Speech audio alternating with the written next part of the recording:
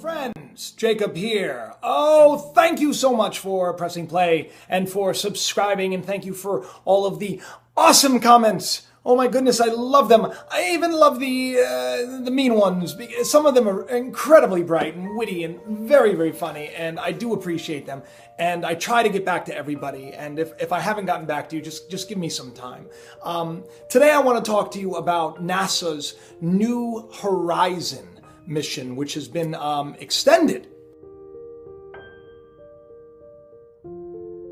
Which I think is awesome. It was sent out to go to, basically study Pluto. The New Horizons spacecraft, which flew by Pluto in July 2015, will be doing another flyby of an object in the Kuiper Belt.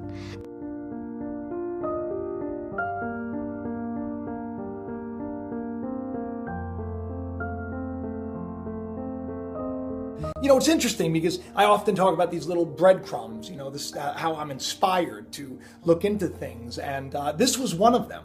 I stumbled upon this, this wonderful article about this, New Horizons mission and how, they're going to make the most out of it. During the flyby, New Horizons will gather photos and data of MU-69, just like it did of Pluto. But that's not the only object the spacecraft will be studying during the extended mission.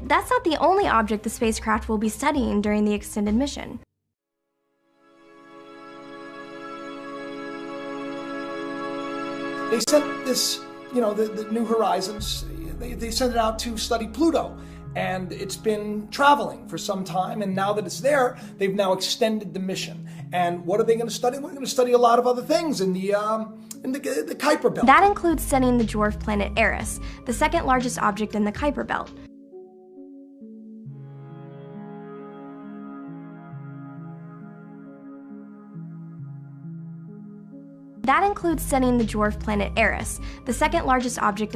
Belt. New Horizons will also be passing through the densest part of the belt, coming within 10 million miles of other nearby objects.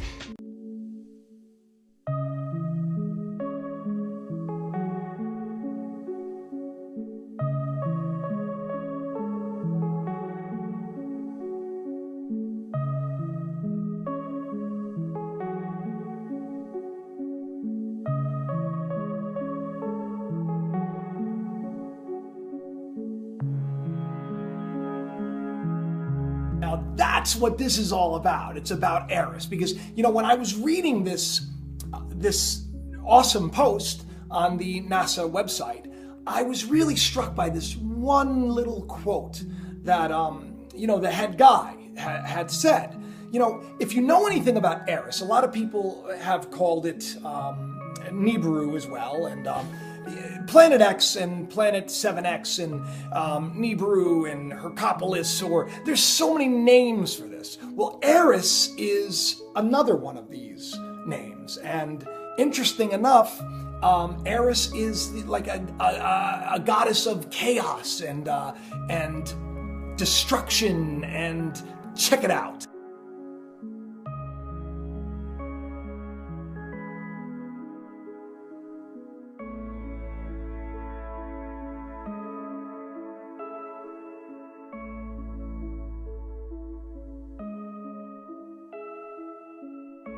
You'll notice that Eris is also pictured with the wings.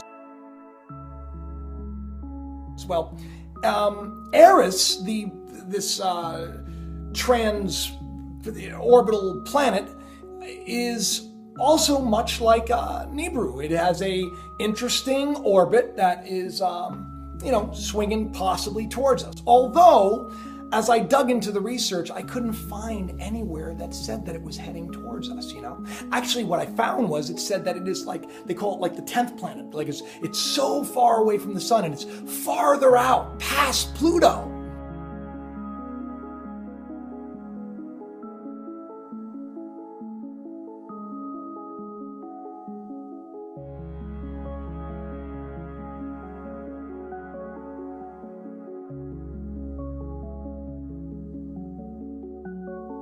But what's interesting about that, while they're taking all these pictures and they're collecting all this data, they also make a point in their video to, mention Eris. That includes studying the dwarf planet Eris, the second largest object in the Kuiper Belt.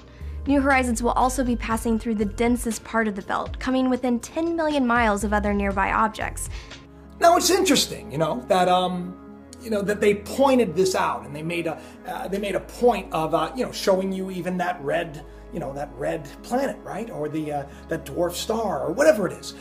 They made a point of talking about it, and they made a point of saying that they're going to study it. Now, everything that I read about Eris says that it is very, very far away. It's past Pluto, right?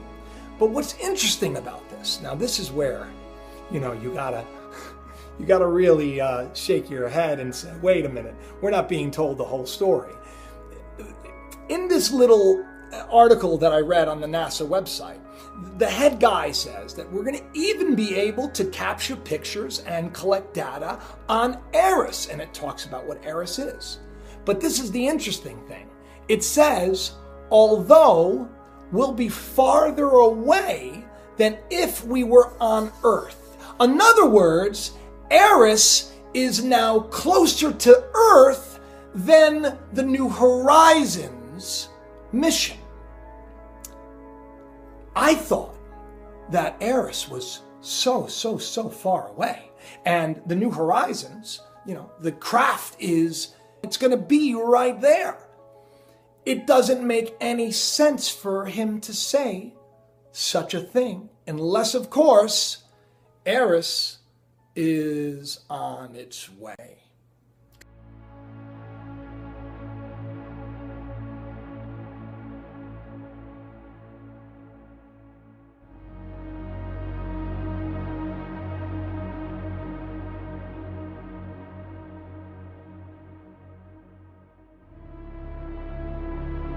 Could Eris be Nibiru? Is that what's going on?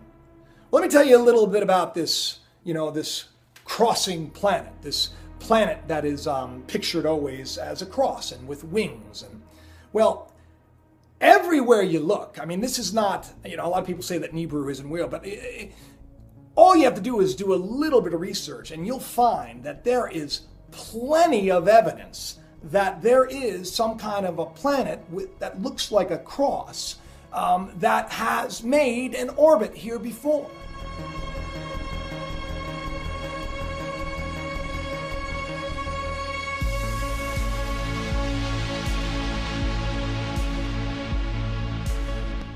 And I'm not just talking about Sitchin and the Sumerian tablets. I'm talking about, etchings, cave etchings. I'm talking about lots of artifacts that are found.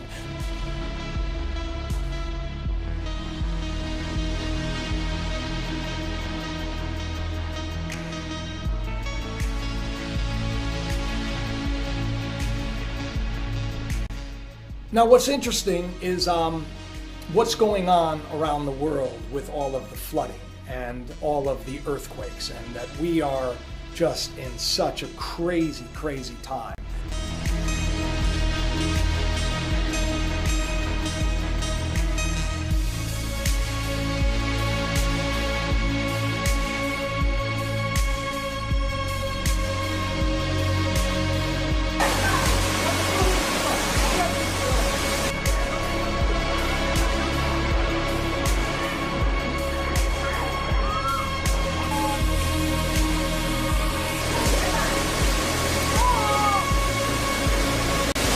I don't know if any of you have paid attention to what's going on with, the weather, but we've reached a point that is just incredibly disastrous. Something about jet streams passing the equator, and that spells absolute destruction and disaster for this planet. Why am I saying all this? Well, once again, none of this would be happening if it was just simply anthropogenic, if it was just simply, man-made, carbon footprint. It only makes sense that something is heading our way. There's actually a book that was written about Eris causing global climate change. I found that interesting, and I also found interesting. This really remarkable astronomer who's incredibly well respected in the field, talking about how Nibiru is coming. Now, he didn't use the word Nibiru, he used Hercopolis, or I'm not sure how to pronounce it, but I think that if you're into Nibiru and you're into these things, I think you know what I'm talking about. Que lo que se verá es Marte o cualquier otro planeta, pero en realidad es el Hercólogos. ¿Qué consecuencias sobre nuestro planeta? Las más terroríficas.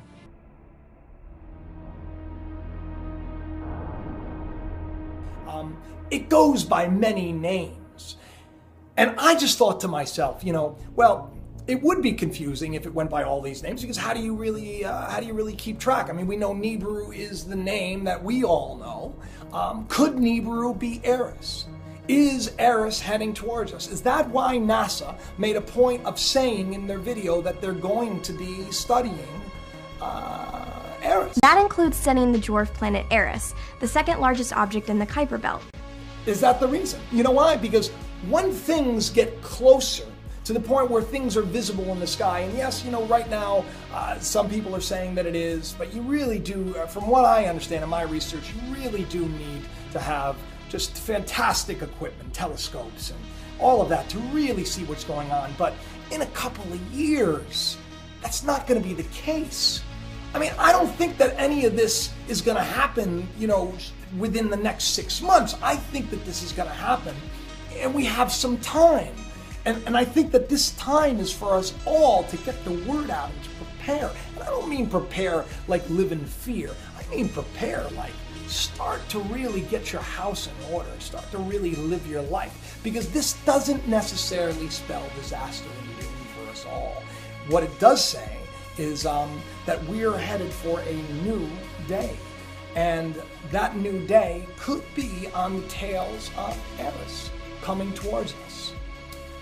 When you look at what that lead NASA guy had said, the guy who's in charge, when he said that it'd be easier to take the pictures from Earth because Eris is closer to the Earth right now than Pluto, that's a dead giveaway that they have been lying to us.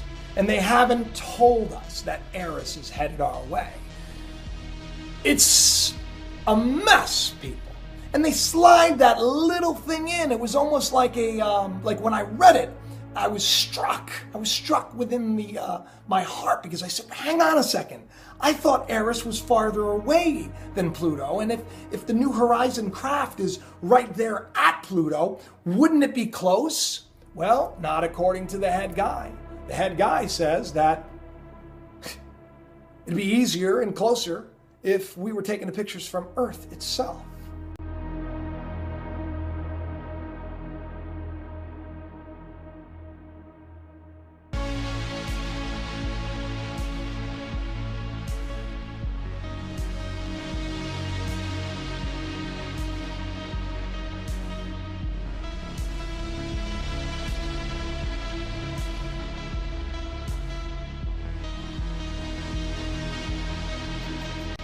We're being lied to, blatantly and openly lied to. We're not being told the truth, and I get it, I understand. You don't want chaos, you don't want people to go crazy, we don't want cats and dogs living together. We want peace, right? Well, we need to be given more credit than that. We need to come together as a people, and we need to put our faith in more than what they're telling us to put our faith in. We need to seek. We need to ask questions, because there is such devastating climate change right now. There is such devastating fish kills, and we're seeing fish kills on a regular basis. Animals are dying off in the thousands and hundreds of thousands, and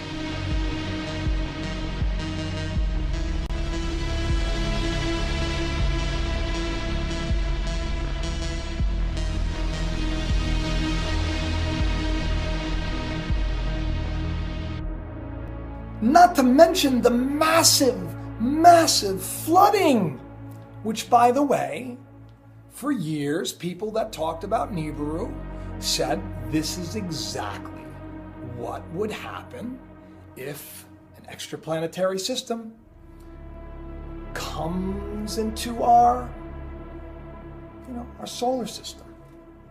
And according to this head guy, it sounds like it already is. And that's frightening because nobody's talking about it. There are a lot of crazy things going on. I mean, did you see even the pictures of Jupiter? What the heck?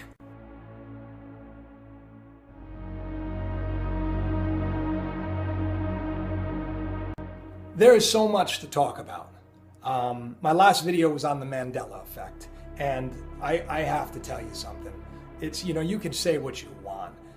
Either, millions and millions of us just have completely, had spouts of like terrible memory and we've remembered everything wrong, or things have like legitimately changed. Dimensions are blending into dimensions. Who is to say that the powers that be know what's coming? And, this has been their call to action. I mean, why else are they allowing them to open up black holes? Yeah, no, I get it. They're, finding interesting things, like they just found an interesting tetraquark, and they're trying to discover dark matter, and they're opening new dimensions and trying to figure out the time travel. I get it all, But could that be their marching orders? Is that the reason? Is all of this happening because the powers that be are trying to somehow, play God and save this world corrupt system? This corrupt system that is built on lies. This corrupt system that is run by people who are immoral and bankrupt. This system which is control. This system which tells families to break up and tells children to buy the latest video game and kill the enemy. This system which focuses everything on money and greed and nothing to do with compassion. This system which tells you it's a dog-eat-dog world. Step up to the plate and have your dinner. This system which says if you don't want to go along with us, well, we're just going to go to war. This system that flagrantly and terribly violates every single type of human rights law and lies to us and feeds us every reality show and every celebrity selfie and nude picture to keep us focused and entertained and dumb. This system that is corrupt to the very core. They're trying to keep it in place. They're trying to keep it from falling apart. The bottom line is I'm excited because a new day is coming. There will be peace. There will be hope. Everything in your life is working together for the good of those that love God. And let me tell you something. I want to point a couple of things out. I'm into conspiracy, right? I get it. People can say I'm a conspiracy guy. But a lot of people too that are even watching these videos, they pointed out this the little cube. It's a picture of my wife and I. My mother got it for me, and I thought it was really sweet. And so I like to put it there because it's like putting my wife and I in this video together. I am a man of God. I'm a man of faith. And if you know anything about my earlier work, just go to my website, jacobisrael.com. Just read my novel. It's available now. You'll see. Judge the tree by its fruit. Don't put things where you want them to be. Because when we judge other people, what we're doing is we're really projecting our heart onto them. And I'm just a man that wants to share, and I'm a man that has a passion. I want to see the world change in a better way. So the cube, it's just my wife and I. The clock, I know it stopped. It's on 11:11. I get that. You know why? Because when I was younger, I saw 11:11 everywhere, and I felt like it was a wake-up call. And it was actually, there's an 11:11 phenomenon everywhere else. So I kind of liked that it stopped on 11:11 because I think it's time for us all to wake up, And the oil painting behind me was something we saw at and we just picked it up. I don't know who the artist is. The elephant behind me, this is my nanny. My nanny, she, my mother was a teenage mom. She was, young. I lived with my nanny, my grandmother. She loved elephants. She had them everywhere. So I have that right there.